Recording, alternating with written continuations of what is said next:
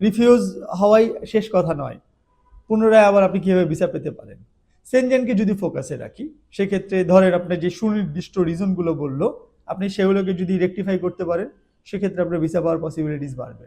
উদাহরণস্বরূপ, যদি অফিসার মনে করে যে হচ্ছে আপনি আপনার যে আইটিনারি ক্রিয়েট করেছেন সেটা রিলিভেন্ট নয়, সেটা যৌক্তিক নয়, সেক্ষেত্রে পরবর্তীতে আবেদন করার সময়তে আপনি প্রত্যেকটা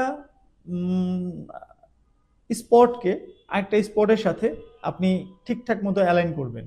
লাইক আপনি কখন যে পৌঁছবেন, সেই সময়ে ওই এলাকার ওয়েদার কেমন থাকবে, ওই ওয়েদারে কি কি অ্যাক্টিভিটিসগুলো সেখানে হতে পারে, কি কি ইভেন্টগুলো হতে পারে, এটাকে আপনি আগে থেকে একটু স্টাডি করবেন।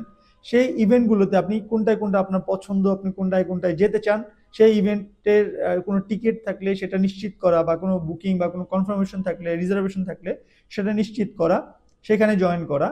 এরপর হচ্ছে ওখানে যেতে কতটুকু সময় লাগতে পারে, আবার ফিরে আসতে আপনার হোটেলে কতটুকু সময় লাগতে পারে, এটাকে কাউন্টে রাখা আইটিনারি ক্রিয়েট করার সময়তে। এরপর যদি অন্য কোনো সিটি ভিজিট করার ইচ্ছা থাকে বা অন্য কোনো ইভেন্টে যাওয়ার ইচ্ছা থাকে, সেটার ডিস্টেন্স এবং টাইমিং, এই ব্যাপারগুলোকে ফোকাসে রেখে একটার সাথে আরেকটাকে অ্যালাইন করবেন, তাহলে আপনার আইটিনারিটা যৌক্তিক হবে। আর নয়তো হচ্ছে, ধরেন আপনি বাংলাদেশকে উদাহরণ দিই, আপনি ধরেন 10 তারিখে এসে পৌঁছালেন, কোনো এক মাসের 10 তারিখে ঢাকায় এসে পৌঁছালেন, আপনি 11 তারিখ সকালবেলা দেখাচ্ছেন আপনি কক্সবাজারে ভিজিট করছেন।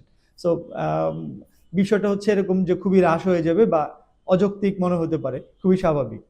আবার ধরেন আপনি 11 তারিখে কক্সবাজার দেখালেন, 12 তারিখে দেখালেন আপনি পটুয়াখালী ভিজিট করছেন। সো এটা খুবই হ্রাস হয়ে যাবে। 11 তারিখ কক্সবাজার ভিজিট করে 12 তারিখে পটুয়াখালী যাওয়া একটা দুষ্কর ব্যাপার।